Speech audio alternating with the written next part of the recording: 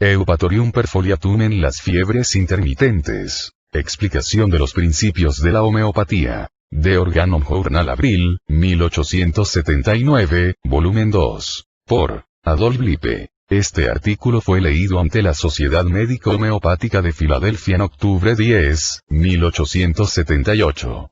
No puede haber mejor explicación de los principios de la homeopatía que la relación que existe con el éxito de su aplicación práctica. Los principios de la homeopatía emanan del fundador del arte de la curación y pueden expresarse mejor como consistentes en la ley de los semejantes, el remedio único y la dosis mínima. Por lo tanto, primero aplicamos la ley de los semejantes. Es nuestro deber mostrar en este simple caso, que nos hemos de permitir relatar, cómo es que mejor podemos aplicar esta ley. Es obvio que debemos aceptar esta ley como una ley universal para guiarnos en nuestra terapéutica, si es que deseamos ser homeópatas consistentes. No puede haber nunca ninguna ley auxiliar o suplementaria, descubierta o reconocible, pero habrá definiciones explicativas descubiertas y descubribles de esta ley, así como aplicaciones explicativas de esta ley. Y una de estas definiciones explicativas es esta: que los síntomas más importantes y característicos en un caso dado de enfermedad no son necesariamente síntomas que pertenecen a la forma de la enfermedad, que debe ser tratada como síntomas que pertenecen característicamente al individuo que padece una forma conocida de enfermedad. Para estos síntomas característicos pertenecientes a la individualidad del enfermo es que debemos encontrar el remedio similar si es que queremos aplicar la ley de los semejantes inteligentemente. Ya que debemos individualizar, es obvio que los síntomas peculiarmente desarrollados a través de la individualidad de la persona que sufre de alguna enfermedad son por mucho los síntomas más importantes para los cuales buscamos un remedio similar, mientras que si generalizáramos sería suficiente buscar para la forma y el nombre de la enfermedad que la persona sufre, incluso si esto fuera posible en cada caso de enfermedad. Deberíamos entonces aplicar un remedio capaz de producir una condición similar a esa forma de enfermedad. Pero ya que cada persona es diferentemente afectada por una enfermedad, cada persona tiene diferencias en su forma y constitución, tal tratamiento general sería insuficiente para curar incluso una minoría de casos. Y ahora para ilustrar. El 1 de agosto de 1878, el Dr. C.C.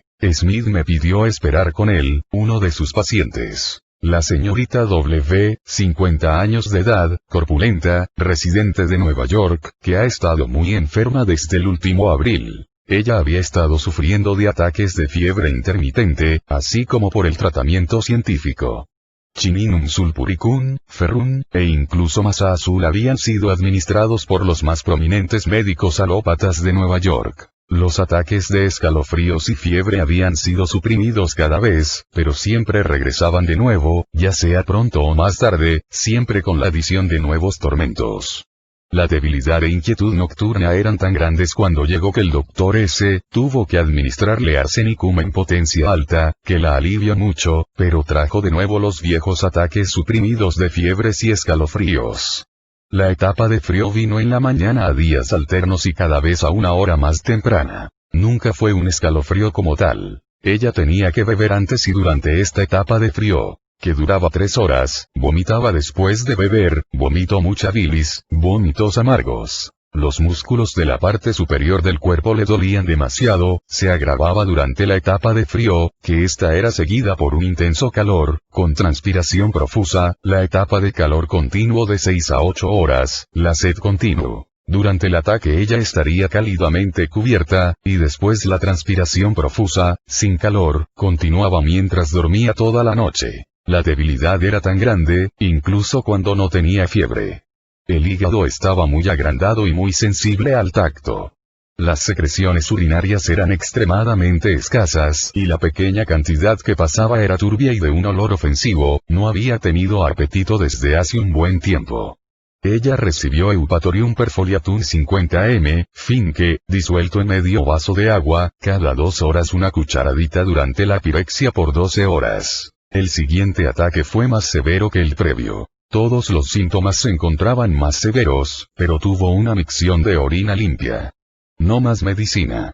El siguiente ataque fue muy leve y solo duró un corto tiempo. Las secreciones urinarias continuaron profusamente. No más ataques de fiebre y transpiración, con aumento de apetito, así como de fuerza, hasta que tuvo otro ligero ataque 14 días después del último. Una sola dosis de Eupatorium perfoliatum fue administrada para finalizar. Desde entonces hasta ahora, no ha tenido ningún ataque de escalofríos o fiebre, su estado de salud general está bien. En su hígado no hay más señales de hipertrofia. Comentarios. El tratamiento ordinario empleado para la curación de este caso de fiebre intermitente, fracaso en curar, como es de costumbre y solo logró quebrantar una buena previa constitución. Arsenicum que fue claramente indicado, no simplemente removió los síntomas presentes, sino que asistió los poderes vitales para desarrollar de nueva cuenta el desorden original. Ahora teníamos frente a nosotros un claro caso de fiebre intermitente y nos encaminamos a buscar el remedio similar. Estaban presentes no como siempre, 3 diferentes estadios de la fiebre. Primero escalofrío, después calor seguido de transpiración, pero solo en 2 etapas un escalofrío no desarrollado, simplemente un temblor, seguido de calor intenso, con transpiración. No había remedio en las fiebres o en los otros repertorios con temblores seguidos de calor y transpiración. Escalofrío seguido de calor con transpiración, esto lo encontramos en un número muy grande de medicinas, pero ninguno de ellos tiene el síntoma característico del paciente sed antes del escalofrío que continúa durante el paroxismo y el angustiante vómito no solo del agua que había bebido, sino el vómito amargo, vómito de bilis. El único remedio que corresponde a estos síntomas característicos, así como en la transpiración profusa y secreciones urinarias suprimidas, es Eupatorium perfoliatum. Consultando la traducción del excelente ensayo sobre fiebres intermitentes de Bonninghausen, no encontramos allí bajo los síntomas de Eupatorium añadido por el traductor, estos síntomas característicos, a excepción de la sed antes del escalofrío. Consultando las primeras experimentaciones de Eupatorium publicadas en 1846 en The Transactions of the American Institute, encontramos los síntomas que nos guiaron en la curación de la fiebre intermitente por Eupatorium. Vómito de bilis. Vómito después de cada que bebe agua. El traductor del trabajo de Bonninghausen nos da los síntomas vagos. Durante el escalofrío un número de síntomas gástricos o llamados síntomas biliosos. Este síntoma vago implicaría los vómitos biliosos, pero no lo expresa claramente. En todos los otros trabajos sobre materia médica encontramos el vómitos amargos, vómitos de bilis, un síntoma muy característico, tan característico como es el vómito durante la fiebre bajo licopodium. El siguiente paroxismo tras la administración de Eupatorium fue tan severo como no había sido antes. Pero hubo un signo inquietante que aparentaba que Eupatorium había tenido efecto y que había asistido a los poderes del organismo para librarse de la enfermedad y restaurar la salud del paciente, y este fue la secreción aumentada de orina limpia. La agravación del paroxismo por lo tanto no debía considerarse como la indicación del progreso de la enfermedad o el llamado a un remedio más similar. La pregunta aún queda sin responder. Si es que estas aparentes agravaciones son en realidad el resultado de una sobredosis de la medicina, cuando no es necesaria en muchos casos, o una indicación de que una mejoría debe venir inmediatamente después de que apareció tal agravación.